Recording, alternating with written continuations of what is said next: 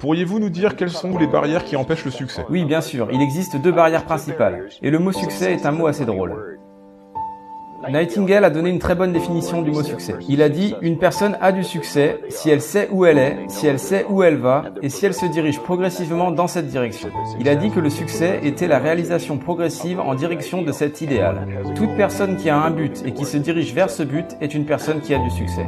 Je pense qu'il existe deux barrières. La première, c'est notre conditionnement, le conditionnement qui a pris place dans notre subconscient depuis la plus tendre enfance. La seule chose que nous pouvons faire, c'est d'agir et de parler de la même façon que les gens qui nous entourent. C'est pour cette raison qu'on a appris le langage qu'on connaît. Mais s'il y avait 10 langages différents dans notre maison, nous aurions appris ces 10 langages sans aucune difficulté. Nous n'utilisons qu'une seule langue, c'est donc la seule que nous avons appris. Puis nous grandissons et nous nous disons « Oh, je pourrais apprendre une autre langue ». Nous pourrions en apprendre 100 autres si nous le voulions. On peut tout faire. Mais je pense que nous avons un conditionnement très puissant et généralement il est basé sur de mauvaises croyances. Ça, c'était pour la barrière qui se trouve à l'intérieur de nous. La barrière extérieure, c'est notre environnement. Nous avons pour habitude de nous comporter de la même façon que tous les gens autour de nous. Et quand vous y réfléchissez, ce comportement est très parlant, car si vous étudiez les statistiques, 95% des gens passent toute leur vie sans réellement vivre la vie dont ils auraient aimé vivre.